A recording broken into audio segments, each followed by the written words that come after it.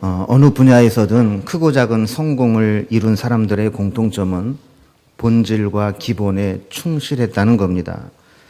세계 3대 피자 회사 그러면 피자헛, 도미노 피자, 리틀 시저스를 꼽습니다.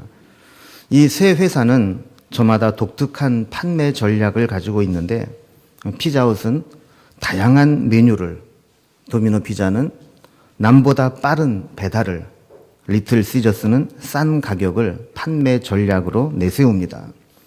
그런데 이 3파전의 틈바구니 속에서 돌풍을 일으키며 추월하고 있는 피자가 있습니다. 파파존스라고 하는 피자입니다. 당시 30대 젊은 사장 슈네트가 만들었는데 매출이 매년 배 이상 올랐고 이 틈새를 잘 파고들었습니다. 어떻게 가능하게 되었을까요? 이 파파존스는 피자의 본질로 승부를 걸었습니다. 본질이 뭘까요? 맛이죠. 좋은 재료로 맛있는 피자를 만들자. 이게 전략이었습니다. 반대의 경우도 있습니다. 처음에는 성공하는 것처럼 보였지만 나중에 변질되면서 본질이 이상해지고 그러다 점점 쇠퇴하는 경우도 있습니다. 영국의 런던을 방문하는 사람이면 누구나 꼭 가보고 싶어 하는 곳이 있습니다.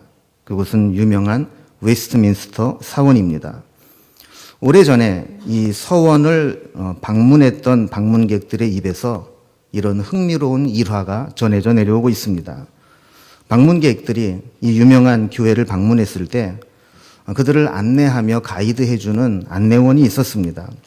이 안내자는 사원에 대해서 역사적인 내력을 설명을 해주고 그 교회에 묻혀있는 무덤에 얼마나 쟁쟁하고 위대한 인물들이 그 교회를 거쳐서 이 무덤에 안장되어 있는지를 소개를 했습니다. 그리고 현재 그 교회가 어떤 프로그램들을 운영하고 있는지 장황하게 설명을 했습니다. 그리고 자랑스럽게 설명을 다 마치고 난 후에 방문객들에게 혹시 질문이 있느냐고 물어보게 되죠.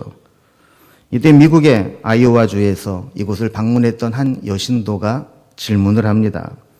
선생님께서 이 웨스트민스터 사원에 대해서 여러 가지 내용과 내력들에 관해서 훌륭한 설명을 해주셔서 감사합니다.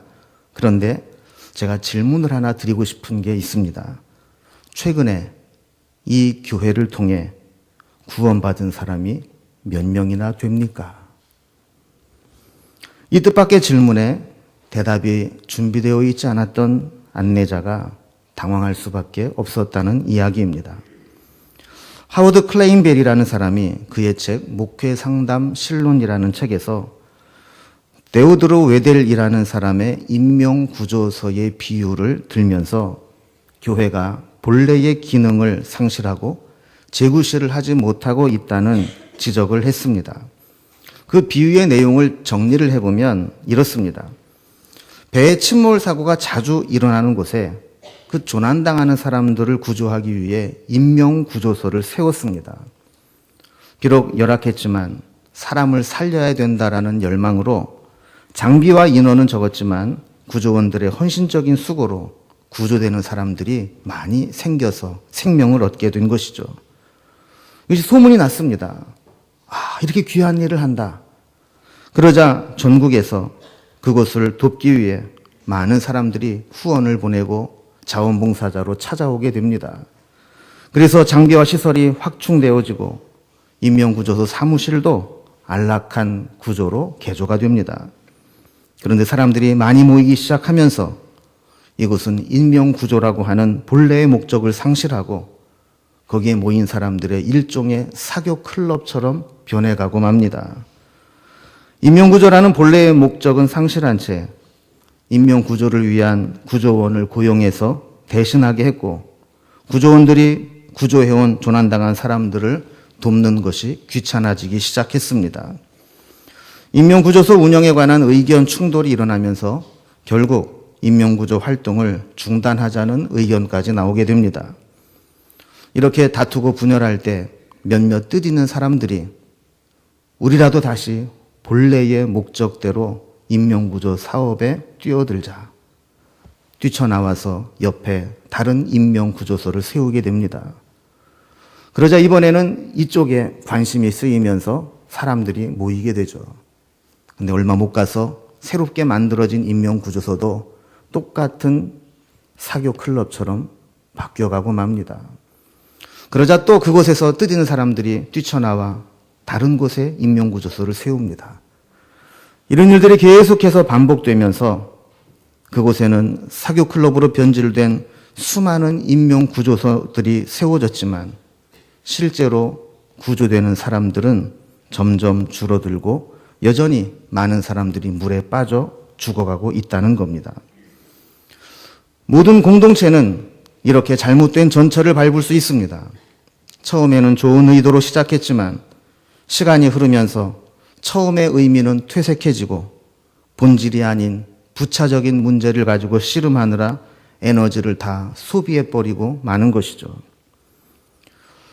우리는 지난주에 추수감사주일로 한 주 쉬었다가 다시 아드 폰테스 시리즈 설교를 이어가려고 합니다. 본질로 돌아가자. 이 주제로 우리는 교회의 5대 기능을 하나하나 살펴보았습니다. 첫 번째 시간에는 다윗의 장막을 다시 일으키고자 하는 예배의 회복을 말씀으로 나눴고, 두 번째 주에는 우리의 찢겨진 마음을 하나로 묶는 그런 관계와 또 회복에 대한, 교제에 대한 말씀을 나누었습니다. 이번 주는 복음 전파, 전도에 대한 주제로 말씀을 나눠보려고 합니다. 지금 한국교회는 인명구조소의 비유에서 살펴본 것과 같이 교회 본래의 기능을 하지 못하고 본질에서 떠나 비본질의 에너지를 쏟아붓고 있는 경우가 많습니다. 복음이 빠진 교회, 복음의 능력을 잃어버린 교회, 예수님이 주인 되지 않은 교회, 이런 교회가 얼마나 많은지 모릅니다. 한 영혼이라도 더 구원하기를 원하시는 하나님의 마음을 기억하지 못합니다. 인류 구원을 향한 십자가의 사랑에 관심이 없는 교회들이 많습니다. 전 여러분에게 한 가지 도전적인 질문을 던지고 싶습니다. 여러분은 우리 교회가 성장하고 부흥하기를 원하십니까? 제가 진짜 묻고 싶은 것은 이 질문입니다. 왜요? 왜 우리 교회가 부흥하고 성장해야 됩니까?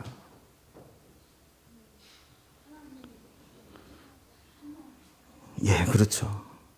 그런데 혹시 우리의 마음속에 우리 교회도 이렇게 부흥하고 성장했다고 뻐기고 자랑하고 싶은 마음은 있지 않은지요? 우리 교회도 예전처럼 그렇게 찌그러지는 교회 아니야. 우리 교회도 큰 교회야. 이렇게 친구들에게 말하고 싶은 마음 때문에 부흥하고 성장하기를 원하지는 않는지요? 또 한 가지 질문을 던지겠습니다. 저는 우리 교회가 부흥하고 성장하고자 하는 열망이 있을까요? 없을까요? 당연히 있겠죠. 담임 목사로서 소위 세상 사람들이 말하는 부흥을 일궈낸 주인공이라는 소리를 듣고 싶습니다. 성장하는 교회를 세웠다라는 이야기를 듣고 싶습니다. 부흥과 성장에 대한 열망이 누구보다 큰 사람이 바로 담임 목사일 것입니다. 그런데 저는 이 말씀을 준비하면서 여러 가지 고민을 하며 목회의 본질, 복음의 본질에 대한 고민을 하게 되었습니다.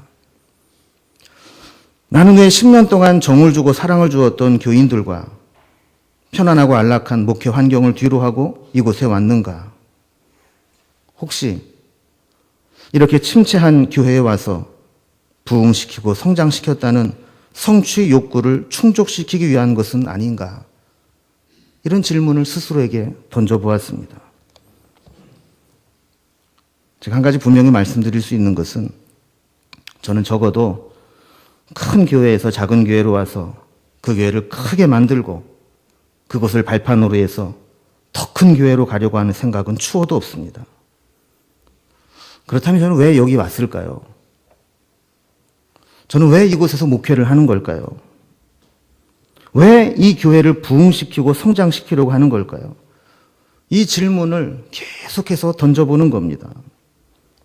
그러면서 저 스스로에게 복음에 대해서 다시 생각하는 기회를 갖게 되었습니다. 만약에 내가 하고자 하는 모든 계획과 일들이 복음에서 본질에서 벗어나게 된다면 나 역시 변질된 목회자가 될 수밖에 없다는 두려운 마음이 들었습니다.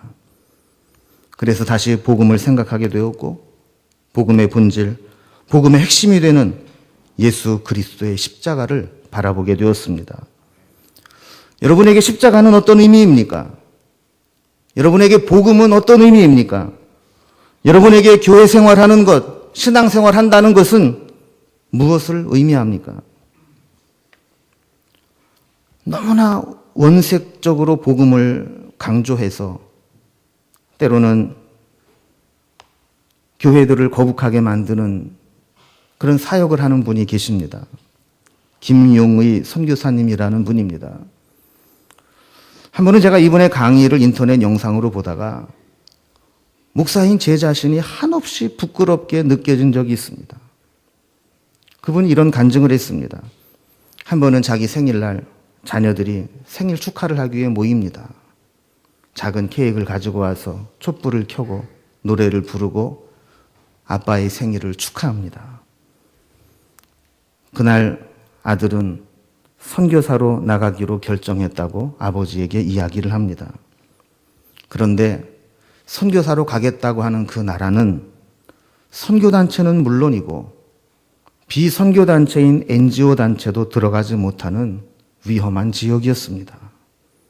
그러면서 자기가 왜 그곳에 선교사로 가게 되었는지, 왜 그렇게 결단했는지에 대한 이야기를 하는데 아버지가 언젠가 자기에게 했던 그 말이 그 마음에 남아 있었다는 거예요.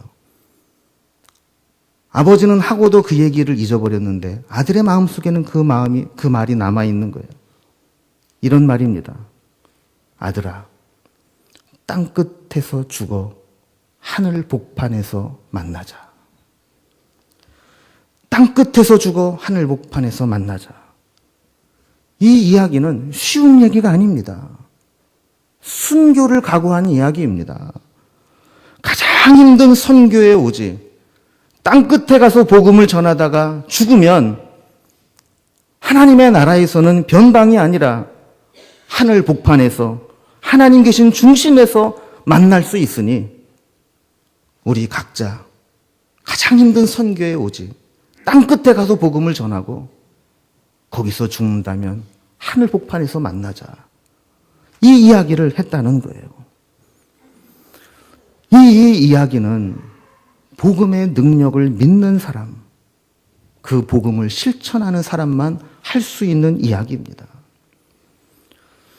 김용희 선교사님은 아들을 그곳에 보내고 그 이후의 심정을 이렇게 이야기합니다. 어디에선가 세계 지도가 딱 걸려 있으면 제일 먼저 어디에 눈이 갈까요? 그 아들이 가 있는 곳에 눈이 간다는 거예요. 뉴스를 듣다가 그 나라에 테러가 발생하거나 기독교의 박해에 대한 소식이 들리면 잠을 자지를 못하겠다는 거예요. 밤이 새도록 기도하고 매 순간 하나님께 매달리고 하나님께 맡기지 않으면, 주님 손에 맡기지 않으면 견딜 수 없는 시간들을 보내게 되었다는 겁니다. 그런데 그런 심정을 통해 그는 하나님의 마음을 읽게 됩니다. 하나님도 자기 아들을 이 세상에 보내시고 그런 심정이었을 것이라는 것이죠. 하나님도 자기 아들을 십자가에 못 박히게 내어주면서 그런 심정이었을 것이라는 것이죠. 그리고 그 하나님의 마음은 우리의 마음에 그리스도의 보혈을 품고 있는 사람에게도 동일하게 마음과 시선을 두고 계신다라는 것입니다. 우리 안에 예수 그리스도의 십자가의 보혈, 십자가의 복음이 있다면 하나님의 마음과 하나님의 눈길은 그 사람에게 집중되어 있다는 겁니다. 제가 다시 한번 물어보겠습니다. 제가 왜 우리 교회에 부흥을 꿈꾸는지 아십니까? 지금 한국 교회는 복음의 능력을 잃어가고 있습니다. 영적인 패배주의에 물들어가고 있습니다.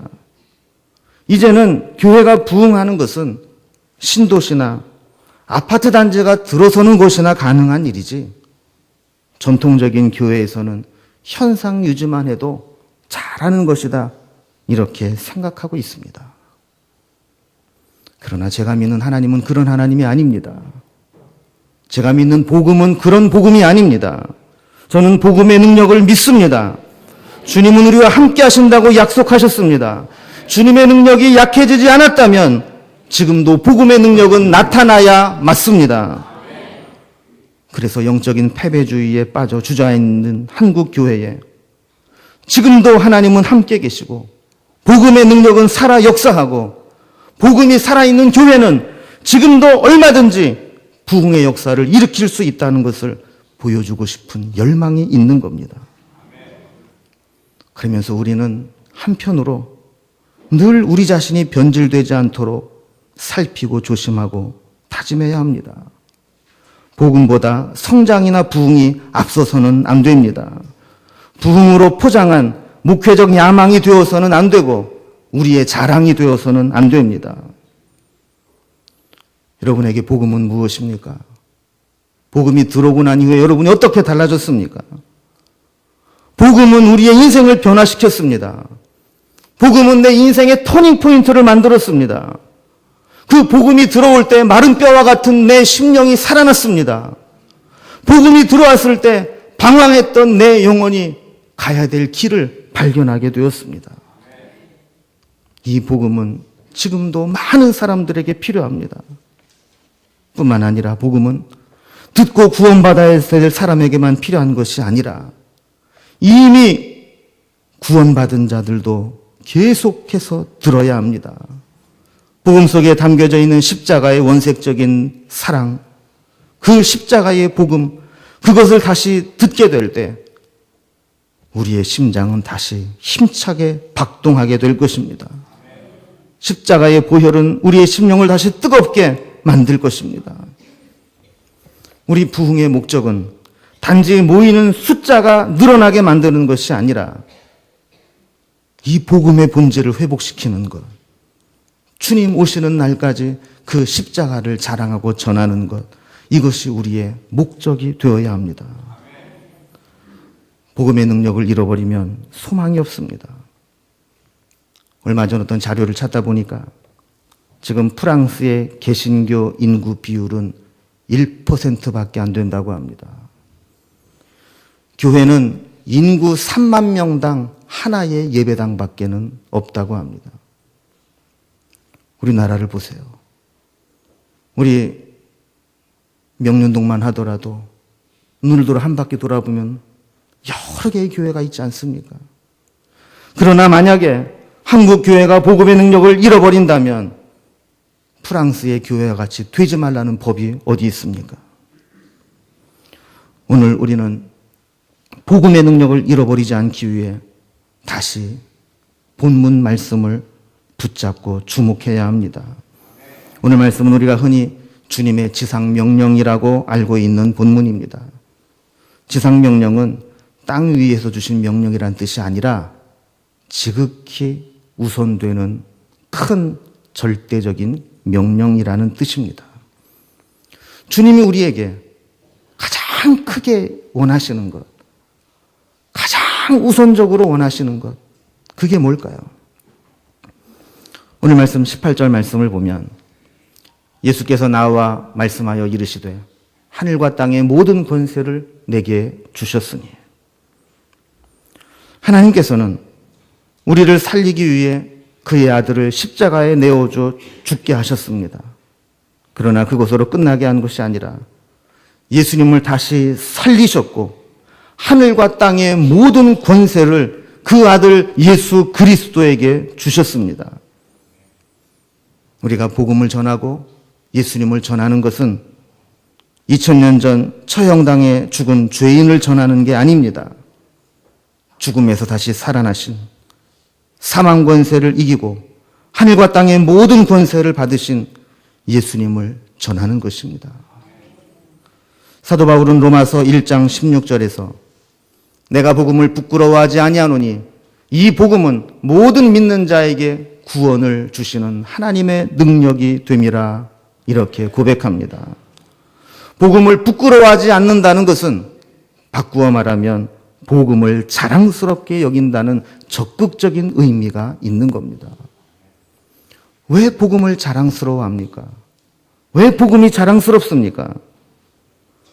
그 복음 안에 우리를 구원하는 능력이 있기 때문입니다. 복음을 전하는 것은 이 능력을 체험한 사람만이 할 수 있는 것입니다. 복음은 이 땅의 수많은 우리의 절망, 정죄함, 우리의 많은 문제, 심지어 죽음의 문제까지, 그리고 우리의 모든 부끄러운 모습들까지 다 덮어주고 해결해주는 능력이고 권능이기 때문입니다. 19절과 20절 전반부에 보면 예수님께서 제자들에게 이렇게 말씀하십니다. 그러므로 너희는 가서 모든 민족을 제자로 삼아 아버지와 아들과 성령의 이름으로 세례를 베풀고 내가 너희에게 분부한 모든 것을 가르쳐 지키게 하라. 너무나 잘 아는 말씀이죠.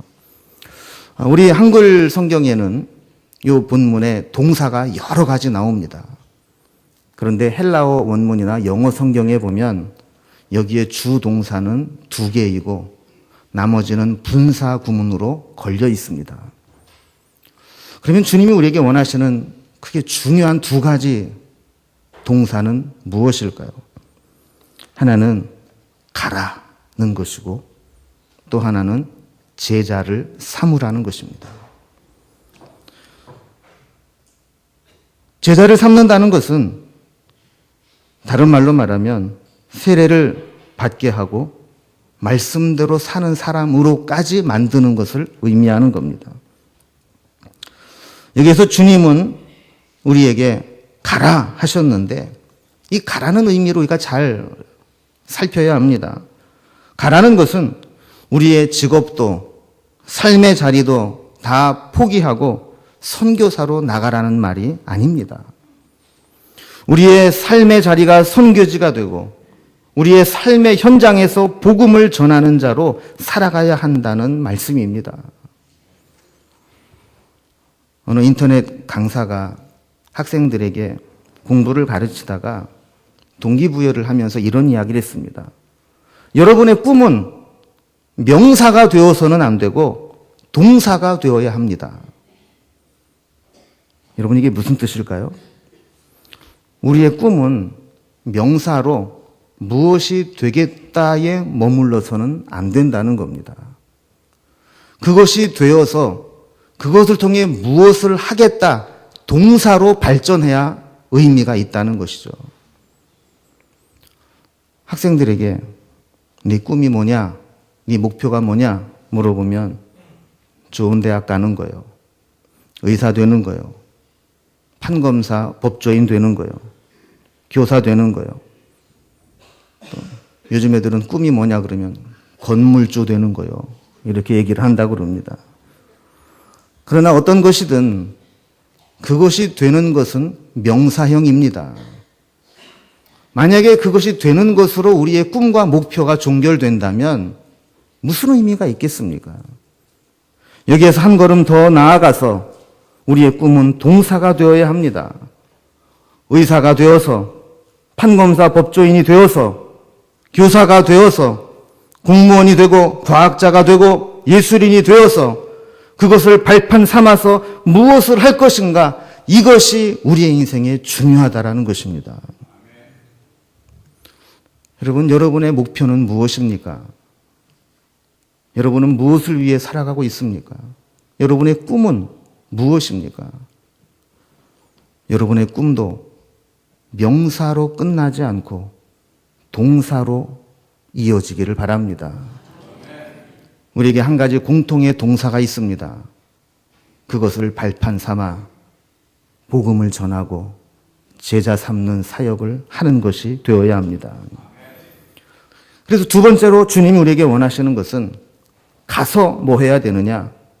제자 삼는 삶을 살라는 겁니다. 여러분, 전도는 전도지 주는 것으로 끝나면 안 됩니다. 또 교회에 끌고 오는 것이 전도의 완성이 아닙니다. 전도는 그분이 분명한 신앙 고백을 하고 세례를 받고 말씀으로 양육받고 말씀대로 사는 단계까지 이르게 하는 것, 그것이 제자 삼는 것이고 전도의 완성입니다. 그런데 다른 사람에게 이렇게 제자의 삶을 살게 하기 위해서는 한 가지 전제 조건이 필요합니다. 내가 먼저 제자의 삶을 살아야 한다는 것입니다. 이 세상의 다른 것은 책으로 배우고 연구하면 가르칠 수 있습니다. 그러나 제자의 삶을 사는 것은 내가 제자가 되지 않으면, 내가 제자의 삶을 실천하지 않으면 다른 사람을 절대로 제자로 만들 수가 없습니다. 복음은 능력입니다. 삶입니다. 책으로 배우는 게 아닙니다. 연구하고 묵상하고 공부한다고 되는 게 아닙니다. 복음은 우리의 삶으로 살아내고 내 삶으로 증명해내야 되는 것입니다. 그리고 내 삶의 현장에서 다른 사람에게 본을 보이고 전하고 함께 살아가는 것입니다. 교회는 이 일을 해야 합니다. 교회에 다니는 사람을 키우는 것이 아니라 주님의 제자를 만드는 사역을 해야 합니다. 저는 오늘 우리 교회가, 우리의 삶이 어떠한 삶을 살아왔는가 진지하게 돌아볼 수 있기를 바랍니다. 우리는 주님이 원하시는 삶을 살아오고 있었나요? 여러분의 삶은 지금까지 주님이 우리에게 원하시는 대로 그렇게 목적이, 그 목표가 정해지고 그 목표를 향해 살아가고 있었나요? 오늘 마지막으로 20절 뒷부분에 보면 주님께서 이런 약속을 하나 해주십니다. 볼지어다 내가 세상 끝날까지 너희와 항상 함께 있으리라. 주님이 원하시는 삶을 사는 자에게 주님은 분명히 약속해 주십니다. 세상 끝날까지 항상 너희와 함께 있을 것이다. 여러분, 주님이 여러분과 함께 하시기를 원하십니까? 그렇다면 주님과 같은 마음을 품고 주님의 원하시는 삶을 살아가야 합니다. 우리의 사명, 우리의 본질적 가치, 주님이 우리에게 정말 원하시는 것, 그것을 위해 살아가는 저와 여러분, 그리고 우리 교회가 될 수 있기를 바랍니다. 우리 주님의 마음에 품고 있는 그 마음, 우리도 품고 그것을 함께 이루어가는 기쁨과 은혜가 우리 가운데 회복되기를 주님의 이름으로 축원합니다. 기도하겠습니다. 하나님 아버지, 잘 살고 싶습니다. 다른 사람들에게 성공했다는 이야기도 듣고 싶습니다. 그러나 그것이 우리의 목표가 되지 않기를 원합니다. 그것을 통해 주님이 원하시는 삶을 살아가기를 원합니다. 주님이 가라 명하셨으니 내 삶의 현장이 선교지가 되어 복음을 전하는 그 사명을 감당하기를 원합니다. 가서 제자를 삼으라 하셨으니 내가 삶으로 복음을 살아내고 실천하고 본을 보이고 함께 격려하여 주님의 제자로 만들어가는 삶을 살아가게 하여 주옵소서. 우리 교회가 단지 예배 시간에 모이는 사람만 늘어나는 교회가 되지 않기를 원합니다. 이곳에서 주님을 만나고 복음을 만나고 함께 복음으로 동행하고 함께 제자로 세워져가는 공동체를 만들어가기를 원합니다. 우리에게 그 사명을 주신 줄로 믿습니다. 이제 한 걸음 한 걸음 나아갈 때 내가 세상 끝날까지 항상 너희와 함께 있으리라 약속하신 말씀대로 우리와 함께하여 주옵소서. 예수님의 이름으로 기도드리옵나이다. 아멘.